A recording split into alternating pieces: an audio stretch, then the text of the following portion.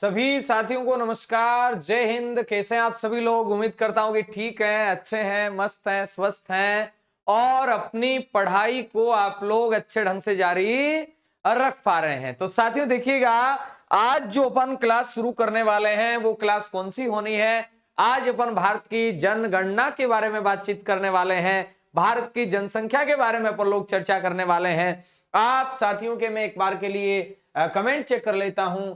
बिल्कुल दिनेश कुमार, बिल्कुल सबसे पहले हाजिरी लगती है भाई दिनेश आपकी।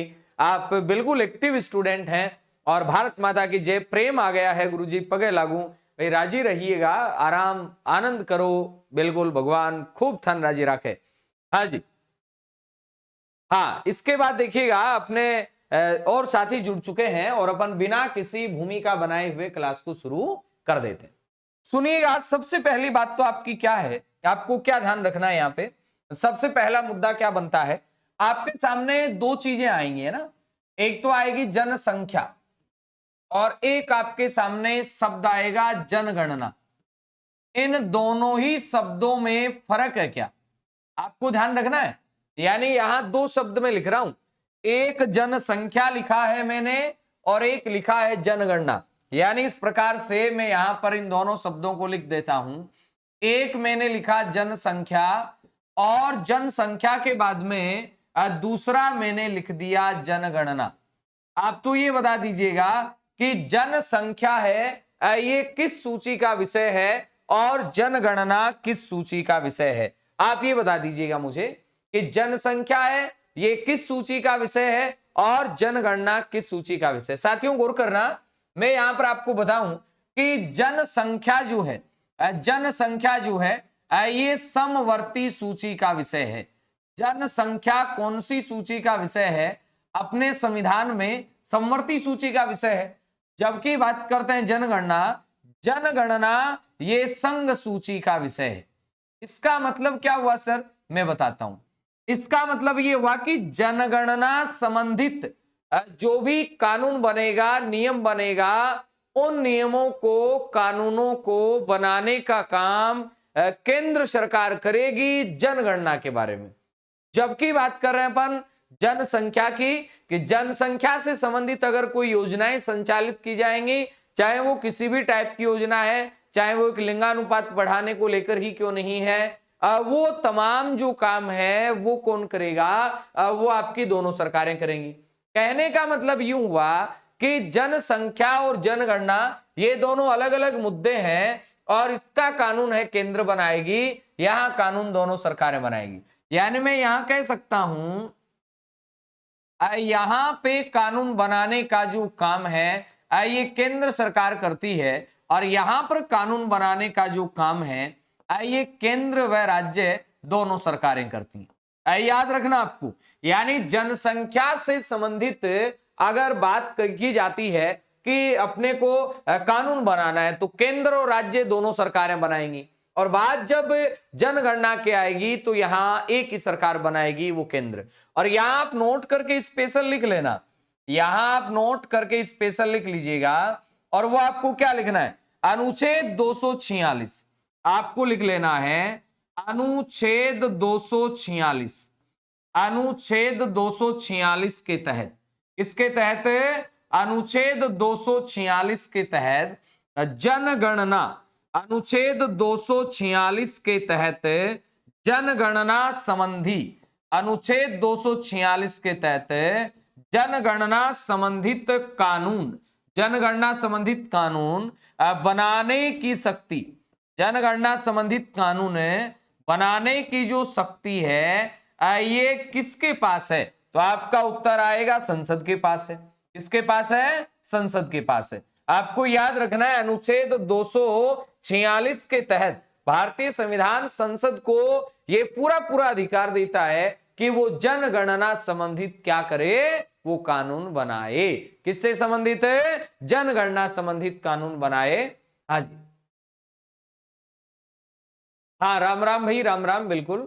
हाँ, तो जनगणना संबंधित कानून बनाए, ये काम किसका है? ये काम आपके कौन सी सरकार का है? तो आपका उत्तर बन जाएगा जनगणना संबंधित अगर बात की जाती है तो ये केंद्र सरकार का। अब सुनिएगा अगली बात, अगला प्रश्न क्या बनता है कि जनगणना सर्वप्रथम हुई कब। देखिएगा, अगर मैं जनगणना के ऐतिहासिक दृष्टिकोण में जाता हूं तो मुझे एक जानकारी मिलती है, वो ये मिलती है कि क्या मौर्य काल में जनगणना हुई थी क्या। पहली अपन यूं कहें कि मौर्य काल में, कौन से काल में, मौर्य काल में। और मौर्य काल में आपको याद रखना है कि जनगणना हुई थी। और ये जो जानकारी हमें मिलती है कि भाई साहब मौर्य काल में जनगणना हुई, ये हमें कहां से मिलती है, तो आपका उत्तर आ जाएगा, ये जानकारी हमें अर्थशास्त्र से मिलती है। यानी यूं कहूं मैं, अर्थशास्त्र हमें किस चीज की जानकारी देता है, अर्थशास्त्र जानकारी देता है कि जनगणना प्राचीन भारत के अंदर मौर्य काल में। इसके बाद में फिर आगे बढ़ते हैं तो अपने पास आ जाता है प्राचीन भारत के बाद में मध्य भारत। और मध्य भारत में मैं आपको सीधा कह दूं कि मुगल जो काल था, मध्य भारत में जैसे ही आते हैं तो मध्य भारत में आपको याद रखना है मुगल काल। और मुगल काल में एक ग्रंथ आता है आईने अकबरी। आईने अकबरी नाम का एक ग्रंथ है, और आईने अकबरी ग्रंथ से हमें जानकारी मिलती है जनगणना की। यानी मैंने सीधा सीधा यूं कह दिया, प्राचीन काल में अगर मैं यूं कहूं कि भाई साहब जनगणना की जानकारी आइए कहां से मिली, मौर्य काल से। और बात करते हैं प्राचीन के बाद में मध्य काल की, अगर बात करते हैं तो मध्य काल में अपने को जानकारी मिली आपका आईने अकबरी से। लेकिन मैं यहां बात कर रहा हूं आधुनिक काल की। मैंने यहां पर लिखा कि आधुनिक काल में, कौन से काल में, आधुनिक काल में अगर आपसे पूछा जाए तो आपका उत्तर क्या बनेगा, 1872 की बातें थी। कब की बातें थी, 1872। और 1872 ईस्वी में, कब की बात कर रहे हैं भाई साहब अपन, 1872 ईस्वी की बात कर रहे हैं। 1872 ईस्वी में एक व्यक्ति था जिसका नाम था लॉर्ड मेयो। क्या नाम था, एक व्यक्ति जिसका नाम लॉर्ड मेयो था। यानी यूं कह सकते हैं 1872 ईस्वी में लॉर्ड मेयो के समय, किसके समय, लॉर्ड मेयो के समय ब्रिटिश भारत में प्रथम जनगणना हुई। आप यूं कह सकते हैं लॉर्ड मेयो के समय ब्रिटिश भारत में प्रथम जनगणना हुई। कब हुई, 1872 में। और इसके बाद में 1872 के बाद अगर बात आती है अपनी, तो अपनी आएगी 1881 में। तो याद रखना मेरी बात, 1881 ईस्वी में। कब की बात कर रहे हैं अपन, 1881 ईस्वी की बात कर रहे हैं। 1881 ईस्वी में आपको याद रख लेना है, आपको ध्यान रख लेना है कि लॉर्ड रिपन के समय, 1881 में किसके समय भैया, लॉर्ड रिपन के समय क्या होती है, जनगणना होती है। और इसके बाद में एक सिस्टम बन गया कि क्रमिक जनगणना स्टार्ट हो गई। पहली बार 1872 में हुई, ये हुई लॉर्ड मेयो के समय। और लॉर्ड मेयो के बाद में 1881 में लॉर्ड रिपन के समय जनगणना होती है। और इसके बाद में क्रमिक सिस्टम बन जाता है कि भाई साहब ये जनगणना होगी, अब प्रत्येक 10 वर्ष बाद में क्या होगी, जनगणना होगी। कब बना, 1881 में लॉर्ड रिपन के समय जनगणना हुई, और इसके बाद में क्रम बन गया कि प्रत्येक 10 वर्ष बाद जनगणना होगी। क्या होगी, प्रत्येक 10 वर्ष बाद जनगणना होगी। ये आपको याद रख लेना है। हाँ भाई लोकेश कुमार, तो यहां तक बातें समझ में आ रही हैं, चलें आगे चलते हैं। अब जरा गौर करना, इसके बाद में बात आती है 1872 में प्रथम जनगणना होगी। मैंने क्या कहा, मैंने कहा कि 1872 ईस्वी में यहां पर प्रथम जनगणना हुई, प्रथम जनगणना। अब यहां जरा गौर कर लेना, मैंने कहा कि 1872 में प्रथम जनगणना होती है, और इसके बाद में क्रमिक जनगणना कब से स्टार्ट होती है, 1881 से। यानी 1881 ईस्वी में ये दूसरी जनगणना होती है, और यहां से अपन कह सकते हैं क्रमिक जनगणना प्रारंभ। यहां से क्रमिक जनगणना प्रारंभ हो जाती। पहली के समय गवर्नर कौन थे, तो आपको याद रखना है लॉर्ड मेयो थे। और जब दूसरी हुई तब कौन थे, लॉर्ड रिपन थे। अब यहां से क्रमिक चल पड़ती है 1881 के बाद में 1891, 1891 के बाद में आपका 1901, 1901 के बाद में आपका 1911, 1911 के बाद में ऐसे ही सिस्टम चलता रहा और 1921 भी आ गया, 1921 के बाद में 1931 भी आ गया, फिर 1941 भी आ गया, इसके बाद में 1951 भी आ गया, उसके बाद 1961 भी आ गया, 1971 भी आ गया, 1981 भी आ गया, 1991 आ गया, 91 के बाद 2001 आ गया और 2001 के बाद में 2011।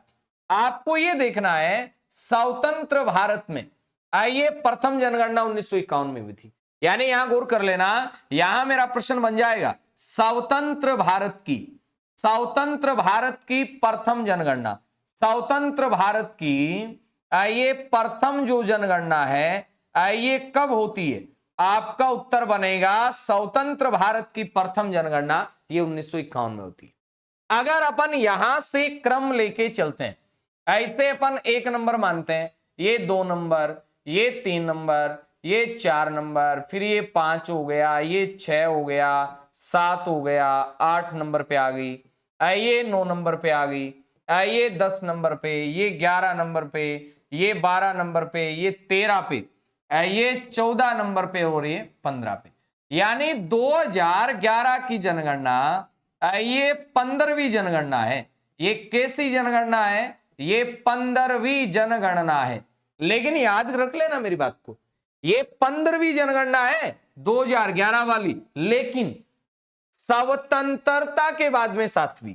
ये विशेष बिंदु आपको नोट कर लेना है, क्या नोट कर लेना है कि स्वतंत्रता के बाद, इसके बाद स्वतंत्रता के बाद, तो याद कर लेना स्वतंत्रता के बाद यह कैसी है, स्वतंत्रता के बाद यह 7वीं जनगणना है।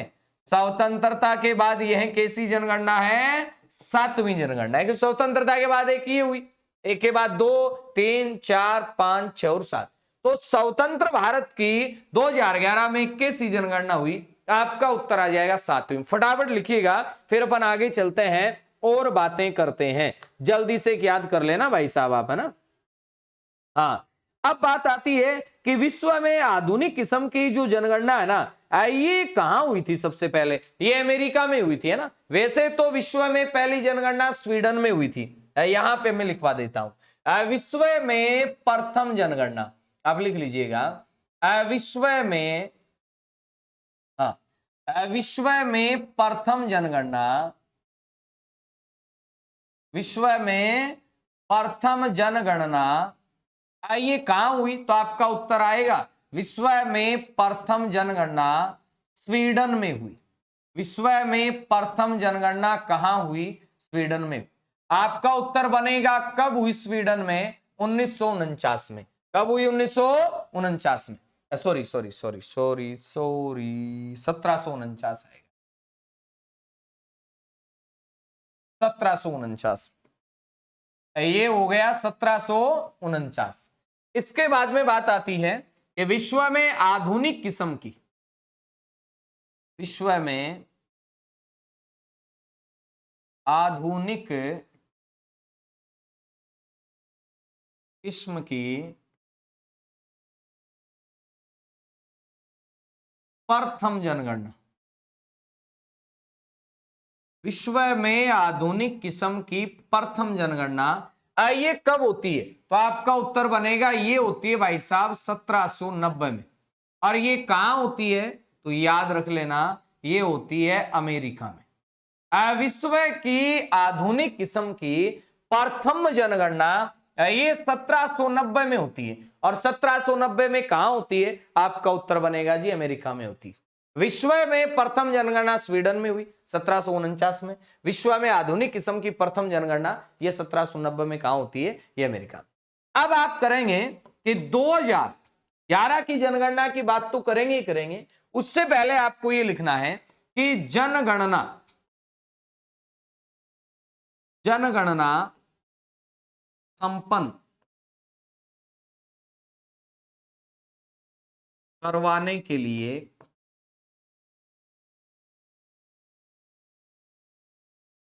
जनगणना आयुक्त, जनगणना आयुक्त की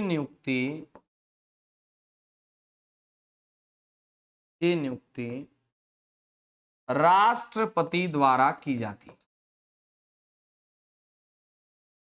राष्ट्रपति द्वारा की जाती है। अब राष्ट्रपति द्वारा किसकी की जाएगी ये भी अपने को ध्यान रखना है। पहला था डब्ल्यू प्लोडन, याद रख लेना है। प्रथम जनगणना आयुक्त कौन था, तो आपका उत्तर आएगा डब्ल्यू प्लोडन। प्रथम जनगणना आयुक्त,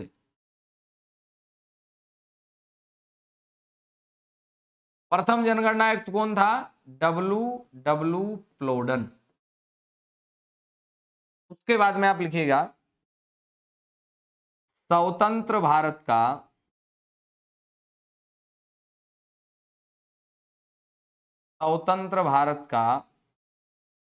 प्रथम जनगणना आयुक्त, स्वतंत्र भारत का प्रथम जनगणना आयुक्त कौन था, तो आपका उत्तर बन जाएगा आपका WM यीट्स।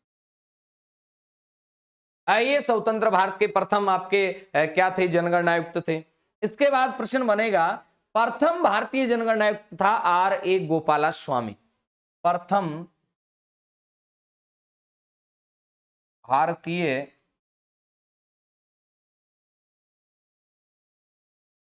जनगणना आयुक्त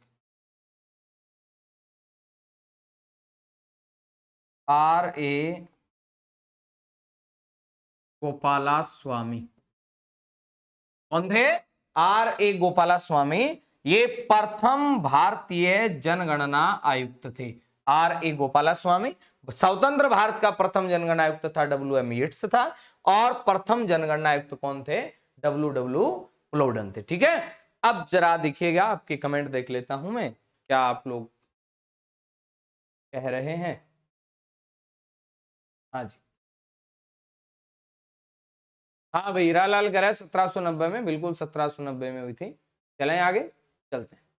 आइए लिखिएगा, आप साथ साथ लिखते भी जाइएगा।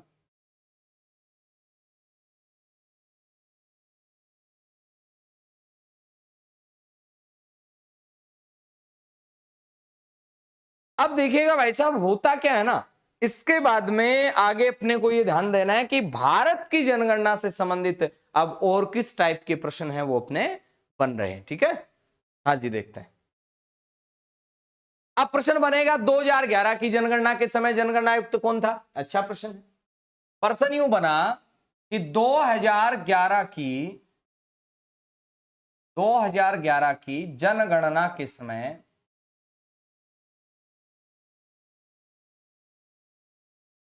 2011 की जनगणना के समय जनगणना आयुक्त ये कौन था।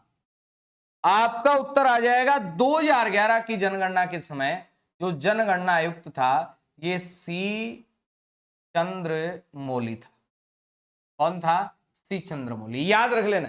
2011 की जनगणना के समय जनगणना आयुक्त कौन था, C चंद्रमौली। इसके बाद अब आप एक पॉइंट लिखिएगा, जनगणना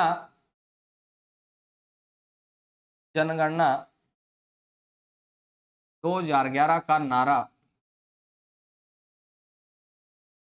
हमारी जनगणना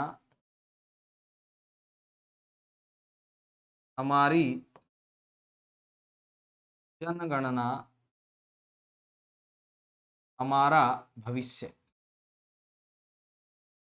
यानी जनगणना 2011 का नारा क्या रहा, हमारी जनगणना हमारा भविष्य, याद रख लेना है। इसके बाद में नेक्स्ट आप कहेंगे जनगणना का कार्य 2 चरणों में संपन्न हुआ। जनगणना का कार्य कितने चरणों में संपन्न हुआ, 2 चरणों में संपन्न हुआ।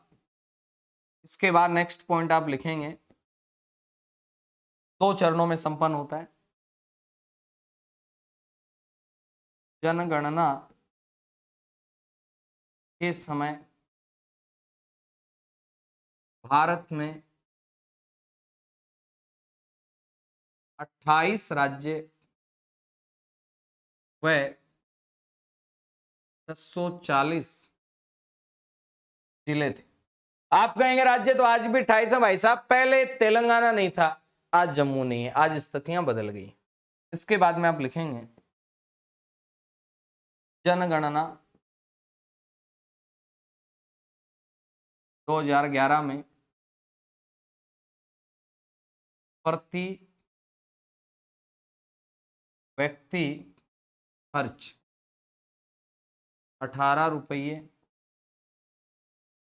19 पैसे, यानी एक व्यक्ति पर 18 रुपये और 19 पैसे का खर्चा है। उसके बाद आप लिखेंगे जनगणना 2011 की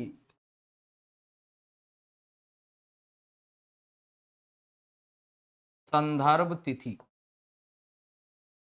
यानी कितनी तारीख तक के आंकड़े हैं, तो याद कर लेना 1 मार्च 2011। उसके बाद में जनगणना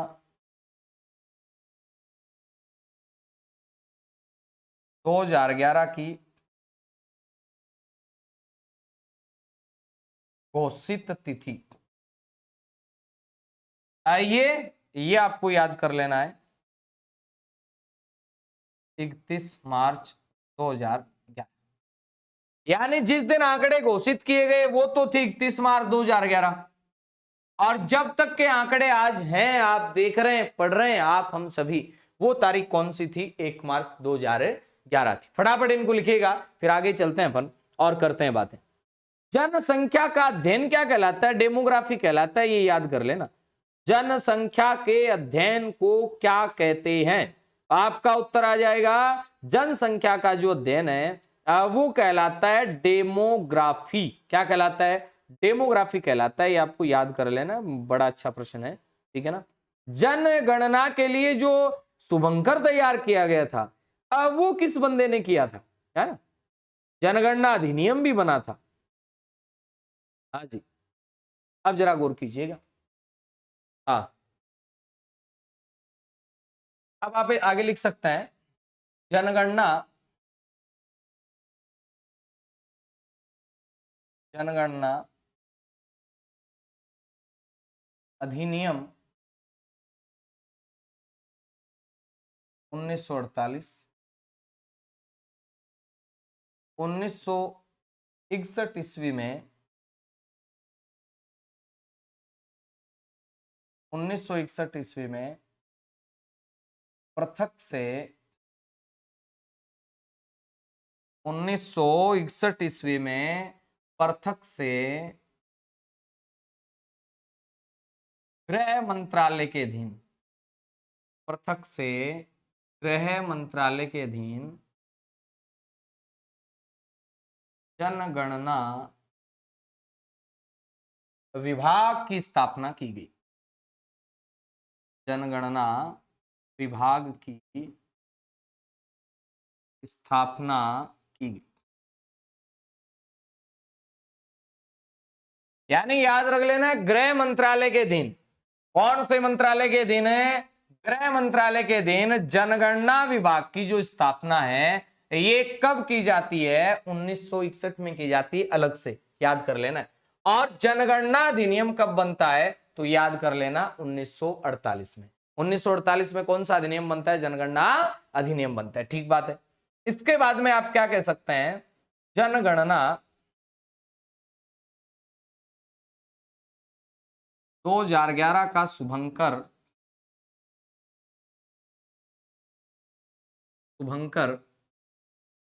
पडार बिंदा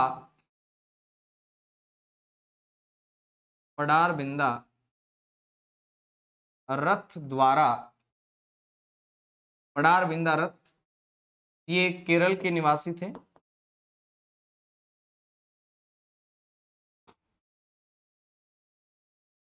रथ द्वारा तैयार किया जाता है।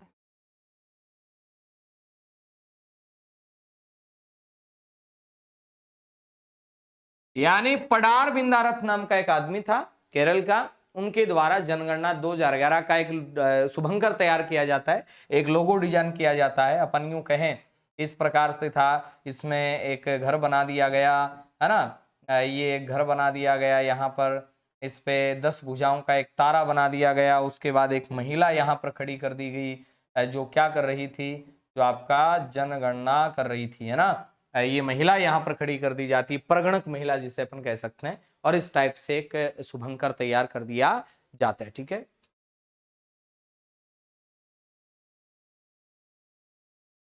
सर 2021 की जनगणना कब होगी? देखिएगा अभी इसके आंकड़े आने में देर लगेगा, कोरोना की वजह से लेट चल रहा है काम, और अपना जब तक पेपर हो जाएगा तो अपने पेपर से पहले पहले तो होनी नहीं है, और होनी नहीं है तो क्यों टेंशन लो 2021 की। आप तो 2011 वाली याद कर लो, अपना काम चल जाएगा एक बार तो, है ना। और जब आएगी किस वाली तो करवा देंगे, नो टेंशन, क्यों चिंता लेते हो। सुनिएगा, अगली बात आपको याद रखनी है कि जनगणना 2011 के अनुसार, जनगणना 2011 के अनुसार, जनगणना 2011 के अनुसार भारत की आबादी कितनी है? आपसे यूं पूछ लिया जाए कि जनगणना 2011 के अनुसार भारत की आबादी कितनी है, आपका उत्तर क्या बनेगा? जनगणना 2011 के अनुसार भारत की आबादी 1,21,58,54,977 कितनी है? 1,21,08,54,977 है। ये क्या है? ये भारत की आबादी है, याद रख लेना। 1,21,00,000, 1,21,00,000 नहीं, 1,21,08,54,977। या अपन क्या कह सकते हैं, या अपन कह सकते हैं 121 करोड़, या क्या कह सकते हैं 121 करोड़ कह सकते हैं, या क्या कह सकते हैं, या कह सकते हैं 1.21 अरब, या क्या कह सकते हैं, या कह सकते हैं 1210 मिलियन, 1210 मिलियन, ये भारत की आबादी। अब मैं बात करता हूं आपसे, सीधा सीधा सा एक उत्तर पूछ लिया जाए, वो ये पूछ लिया जाए कि भारत की जो आबादी है, इसमें से कितने प्रतिशत आबादी ये गांव में रहती है और कितने प्रतिशत आबादी शहरों में रहती है? सामान्य प्रश्न। मैंने यहां पर पूछा कि ग्रामीण आबादी कितनी है, मैंने यहां पूछा कि शहरी आबादी कितनी है। आपका क्या उत्तर आएगा? ग्रामीण जो आबादी है ना, वो है 68, 68 का उल्टा कर दो 86, 68 पॉइंट में 86%, 68 का उल्टा कर देना 86। अब आ गया शहरी, शहरी में कुछ नहीं करना, 31 पॉइंट में 14, ये हो गया जी शहरी। ग्रामीण आबादी 68 पॉइंट में 86 है, ग्रामीण आबादी कितनी 68 पॉइंट में 86, और बाहर शहरी आबादी क्या आ रही तो 31 पॉइंट में 14, 31 पॉइंट में कितनी है 14, याद रखना मेरी बात। अगला प्रश्न फिर बनेगा कि अगर मैं यहां पूछ लूं कि पुरुष आबादी कितनी है, पुरुष आबादी कितनी है, और यहां मैं कह दूं कि भारत की महिला आबादी कितनी है, तो आपका उत्तर क्या बनेगा? जरा गौर करना। अगर मैं पुरुष आबादी की बात करता हूं तो भारत की पुरुष आबादी कहीं ना कहीं 50-50 तो है ही नहीं, यानी ज्यादा है, और ज्यादा कितनी? 51 है, 50 से ज्यादा 51, इतना भी फर्क नहीं होगा। 51 पॉइंट में 48 है, तो बच गई कितनी महिला? 48 पॉइंट में 52% बच गई। कितनी बच गई? 48 पॉइंट में 52। ये भारत की कुल आबादी, और ये जो भारत की कुल आबादी है, इस कुल आबादी का अगर मैं आपसे पूछूं इसका विश्व में क्या स्थान है, आपका उत्तर क्या आएगा? इसका विश्व में जो स्थान है ना भाई साहब, ये दूसरा है। भारत का जनसंख्या के दृष्टिकोण से विश्व में स्थान कौन सा है? दूसरा है। अगर मैं बात करूं प्रथम कौन है, तो आपको निसंकोच कह देना चाहिए चीन है। लेकिन भारत की आबादी जो है, ये विश्व की आबादी में कितना % की भूमिका निभाती है? 17 पॉइंट में 50%। ये याद कर लेना भाई साहब, ये वेरी वेरी इंपॉर्टेंट है। 17 पॉइंट में 50% की भूमिका है। ये कौन है? ये आपका जनगणना 2011 के अनुसार, किसके अनुसार? जनगणना 2011 के अनुसार विश्व की कुल आबादी में भारत की आबादी कितने प्रतिशत की भूमिका निभाती है? 17.50% की, यानी लगभग 17.5 मान के चलिएगा। पुरुष आबादी कितनी है? तो आपका उत्तर आ जाएगा 51.48 है। महिला आबादी कितनी है? 48.52 है। शहरी आबादी कितनी है? 31.14 है। ग्रामीण आबादी कितनी है? 68.86 है। और भी प्रश्न है, लेकिन एक बार इनको आप नोट कीजिएगा, फिर अपन आगे चलते हैं और देखते हैं क्या क्या प्रश्न आपके बनने वाले हैं। ठीक है, हाँ जी।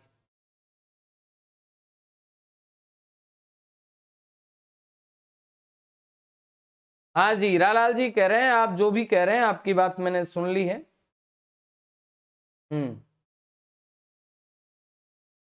हाँ, लेकिन उस बात पर बोल नहीं सकते हैं हम। हाँ जी, सुनिएगा फिर। इसके बाद में एक बात आती है, क्या आती है सुनिएगा जरा। अब बात ये आती है कि अपने भारत के अंदर, हाँ ये नोट कर पाए आप अच्छे ढंग से? हाँ जी, सुनिएगा।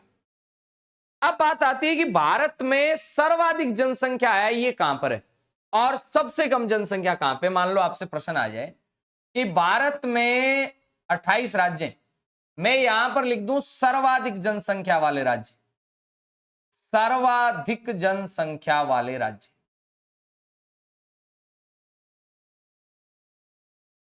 सर्वाधिक जनसंख्या वाले राज्य,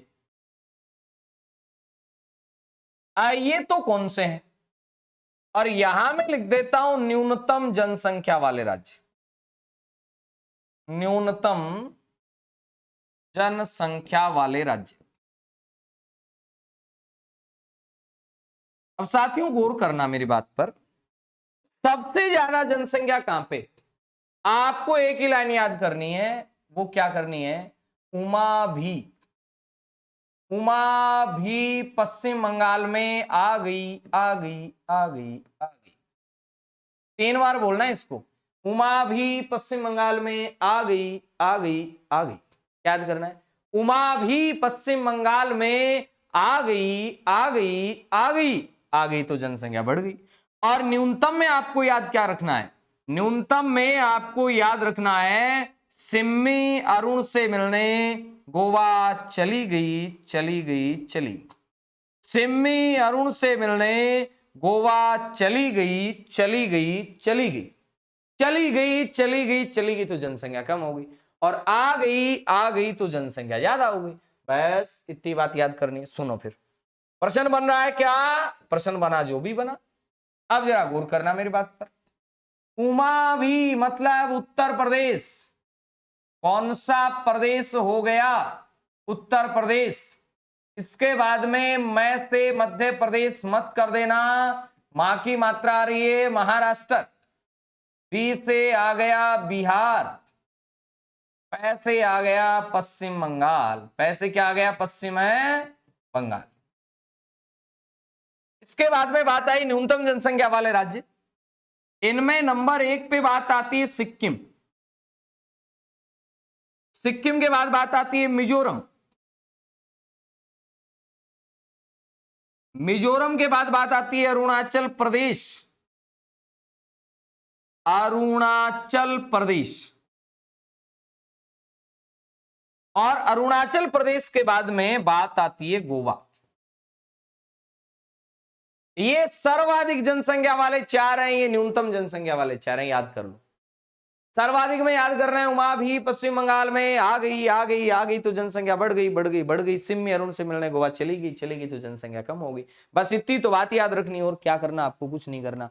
आप तो फटाफट बता दीजिएगा कि भारत में सर्वाधिक जनसंख्या वाले जो राज्य हैं अब वो कौन कौन से हैं। आपका उत्तर बन जाएगा सर्वाधिक जनसंख्या उत्तर प्रदेश में। उत्तर प्रदेश में कितनी है? तो आप कहेंगे 16.51% है। यानी मैं यूं कह दूं देश की आबादी का 16.51% कहां है? आइए आपके यूपी में है तो प्रश्न बनेगा महाराष्ट्र में कितना है सर? यहां 9.28% है महाराष्ट्र में। बात आती है महाराष्ट्र में जब 9.28 है तो बिहार में कितना है? 8.60% है। बिहार में 8 पॉइंट में 60% है। और बात जब पश्चिम बंगाल की आ जाती है तो आपको याद रख लेना है, पश्चिम बंगाल में 7 पॉइंट में 54% है। पश्चिम बंगाल में कितना है? 7 पॉइंट में 54% है। ये कोई नहीं पूछता, लेकिन फिर भी आप थोड़ा सा ध्यान रखें। बात करते हैं सिक्किम में 0 पॉइंट में 05% है। 0 पॉइंट में 09% कहां पे है? ये मिजोरम में। और बात करते हैं 0 पॉइंट में 11%, ये कहां पर है? ये अरुणाचल प्रदेश में है। और 0 पॉइंट में 12% कहां पे है? ये आपका गोवा में। बात आती है कि सर्वाधिक जनसंख्या वाला अगर आपसे जिला पूछ लिया जाए तो आप क्या बताएंगे? ठाणे है। सर्वाधिक जनसंख्या वाले जिले में ठाणे और उत्तरी 24 परगना। ठाणे याद कर लो। अगर आपसे ये पूछ ले सर्वाधिक जनसंख्या वाला जिला, सर्वाधिक जनसंख्या वाला जिला, सर्वाधिक जनसंख्या वाला अगर जिला पूछ लेना आपसे तो आपका उत्तर क्या आ जाएगा? ठाणे। सर्वाधिक जनसंख्या वाला जो जिला है वो है ठाणे। ये सबसे ज्यादा जनसंख्या वाला जिला रहने वाला है। ठीक है, इनको नोट कीजिएगा। फिर आगे चलते हैं अपन और बातें करते हैं कि ये तो हो गए अपने राज्य। अब राज्यों के बाद में बात आती है केंद्र शासित प्रदेश। कौन से प्रदेश है? केंद्र शासित प्रदेश जो है इनमें आपको याद कर लेना है, डीपीसी लाइन याद करनी है। डीपीसी कौन सी लाइन? डीपीसी। जरा गौर करना, मैंने कहा केंद्र शासित प्रदेशों में आपको याद कर लेनी एक लाइन, डीपीसी। कौन सी? PC, DPC. डीपीसी याद कर लो, काम खत्म हो गया। आपको याद करना है दिल्ली। सबसे ज्यादा आबादी कहां है? दिल्ली में। दिल्ली के बाद में याद रखना है पांडिचेरी। इसके बाद में याद करना है चंडीगढ़। टीपीसी याद कर लो आप तो, दिल्ली, पांडिचेरी और चंडीगढ़। ये तो हो गए सर्वाधिक वाले। और सबसे कम वालों में अगर बात करें तो लक्षद्वीप आ जाएगा, या फिर सीधा एक क्रम में लिखते चलो। इसके बाद आप अंडमान निकोबार पे आ जाओ। अंडमान निकोबार दिख रहा है? दिख रहा है। अंडमान निकोबार के बाद में बात आती है सबसे लास्ट में, ये आ जाता लक्षद्वीप। द्वीप के पास द्वीप आ जाएगा, दमन द्वीप। और इससे पहले दादरा नागर हवेली।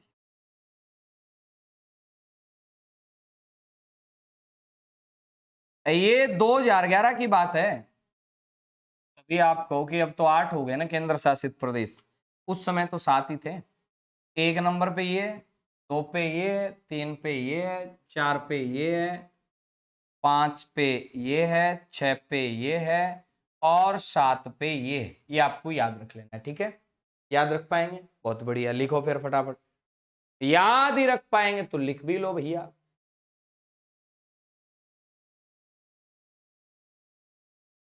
अब जो भारत में जिले, कल परसों जैसे नागालैंड में और जिले बन गए, तो 2011 की जनगणना के जो आंकड़े आएंगे ना, उस टाइम एग्जैक्ट पता चलेगा कि भारत में कुल कितने जिले हैं ना। आंकड़े जब प्रकाशित होंगे ना 2011 की जनगणना के, उस टाइम अपन बता पाएंगे कितने हैं। लेकिन मान के चलिएगा लगभग 700 जिले तो हो ही जाएंगे। हाँ, लगभग इतने जिले बन जाएंगे भारत में, 680-90 के लगभग। और भी क्या पता जनगणना के आंकड़े हैं तब तक और घोषित हो जाएंगे ना। जनगणना के हिसाब से जिले पूछे जाते हैं, चिंता ना कीजिएगा ना। चलते हैं। अब एक आता है जनसंख्या वृद्धि दर। जनसंख्या वृद्धि दर, गौर करना मेरी बात पर। आइए, जनसंख्या वृद्धि दर वाला मसला क्या सुनना। जनसंख्या वृद्धि दर में आपको क्या क्या चीजें याद करनी है, सुनिएगा।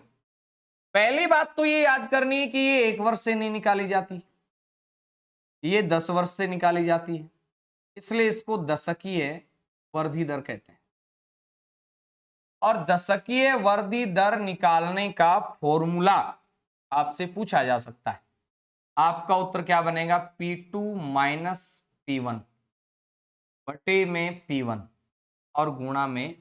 तो इस फॉर्मूले में P2 क्या है? P2 है पिछली जनसंख्या, पॉपुलेशन सेकंड, सॉरी वर्तमान, सॉरी P2 है वर्तमान जनसंख्या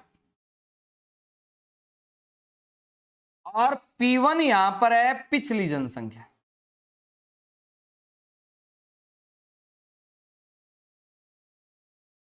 आप इस फॉर्मूले को यूं लिख सकते हैं, 2011 की जनसंख्या, ये वर्तमान आ गई, माइनस 2001 की जनसंख्या, ये आ गई वर्तमान वाली, है ना? दिख रहा है, दिख रहा है। इसके बाद में बटे में 2001 की जनसंख्या और गुणा में क्या कर दो, गुणा में कर दो 100, ये हो जाएगा फॉर्मूला। कैसी वृद्धि दर का, दशकीय का, क्योंकि 10 वर्षों से निकाली जा रही। अब जरा गौर कर लेना, मैं यहां पे एक बात लिखता हूं, जनसंख्या की वृद्धि दर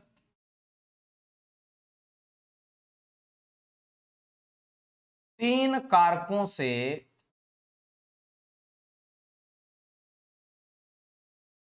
प्रभावित होती है। आपको याद रख लेना कितने कारकों से प्रभावित होती है, तो आपका उत्तर आ जाएगा 3 कारकों से प्रभावित होती है। नंबर 1 कारक कौन सा है, नंबर 1 कारक होता है जन्म दर,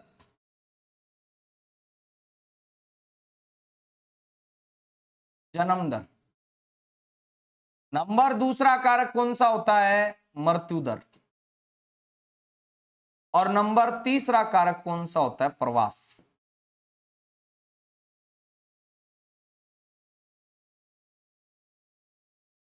लोगों का एक स्थान से दूसरे स्थान जाना और आना, ये कहला। प्रवास में भी 2 बनते हैं, एक तो बनता है उत्प्रवास, एक बनता है अप्रवास।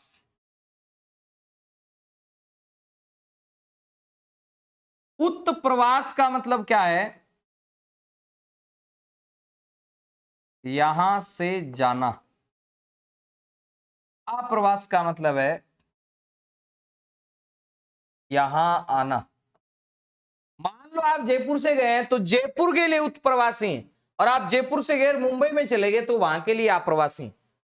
और भारत में सबसे ज्यादा अप्रवास कहां होता है, महाराष्ट्र में होता है, इसलिए महाराष्ट्र की वृद्धि दर कुछ ज्यादा ही रहती है।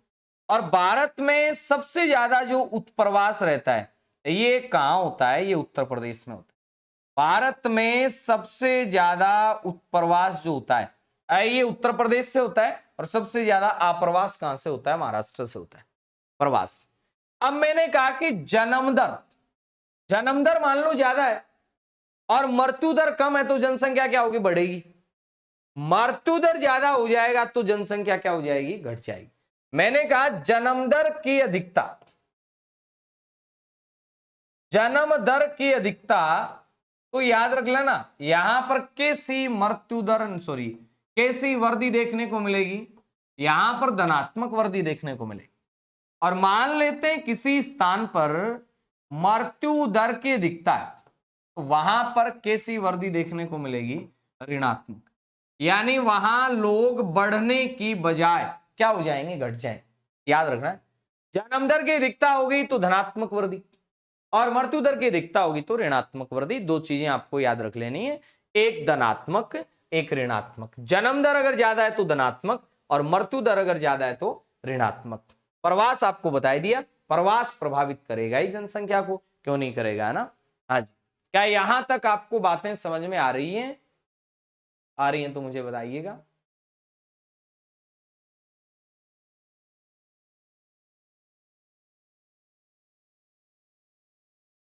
हाँ जी, सुनिएगा फिर। अब प्रश्न बनेगा कि सर्वाधिक वृद्धि दर वाले राज्य कौन कौन से हैं ना। आपने सीधा सीधा यूं बनाए कि सर्वाधिक वर्दी दर वाले राज्य, सर्वाधिक वर्दी दर वाले राज्य, और इधर मैं बात कर रहा हूं न्यूनतम वर्दी दर वाले राज्य,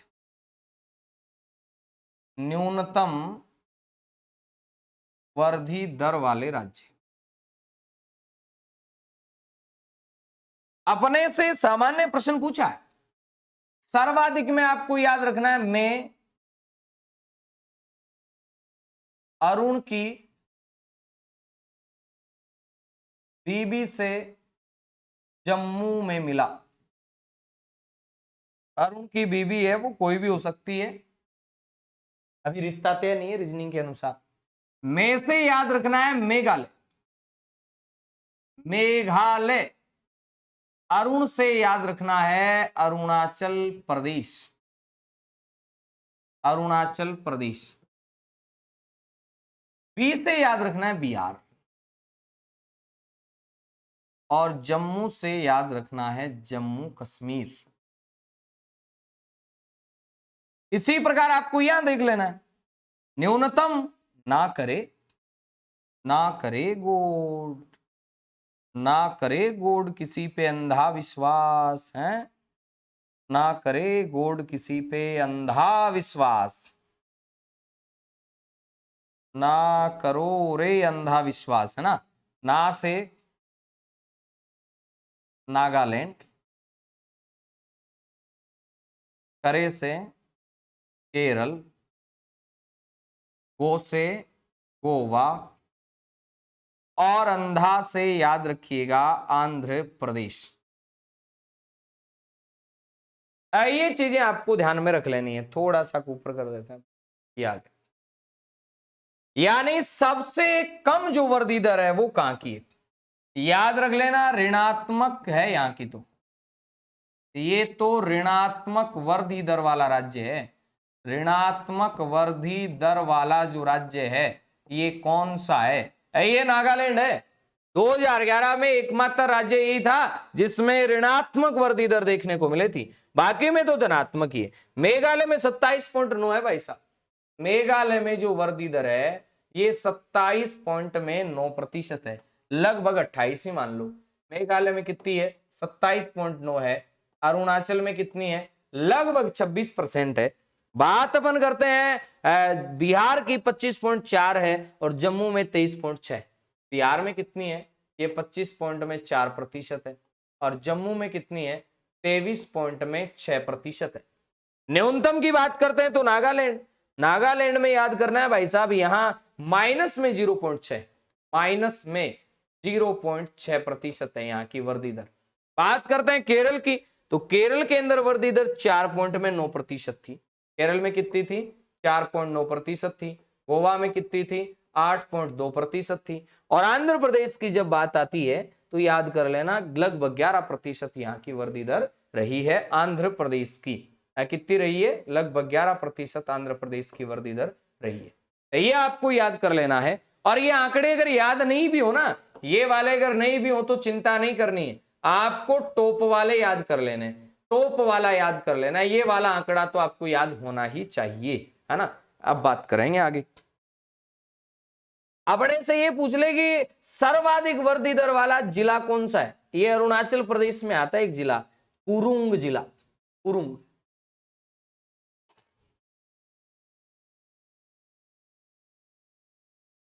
कुरुंग जिला सर्वाधिक वर्दी दर वाला जिला, कुरुंग जिला, है ना। हाँ भाई लिखिएगा। इसके बाद में आप लिख सकते हैं कि केंद्र शासित प्रदेशों में सर्वाधिक है दादरा नगर हवेली, सबसे कम लक्षद्वीप, नोट लगा के लिख लीजिएगा।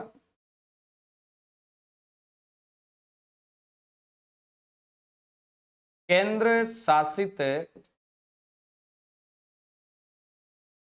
प्रदेशों में सर्वाधिक दादरा नागर हवेली तथा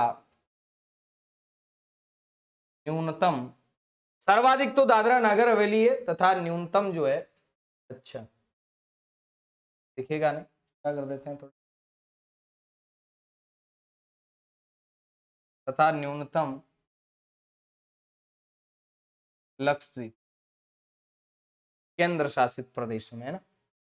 इसके बाद दो चीजें और लिख लेनी है। 1911 से 21 के दशक में जनसंख्या वृद्धि दर कैसी देखने को मिली, तो याद कर लेना, ऋणात्मक वृद्धि दर, ऋणात्मक वृद्धि दर 1961 से 73 में सर्वाधिक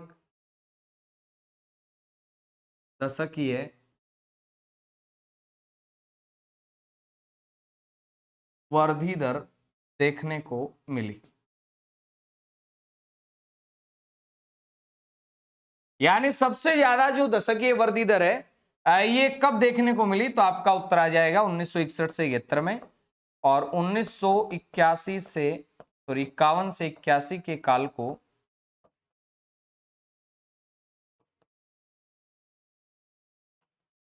जनसंख्या का विस्फोटक काल कहते हैं। जनसंख्या का कौन सा काल कहते हैं, विस्फोटक काल कहते हैं। और 1921 को महान विभाजक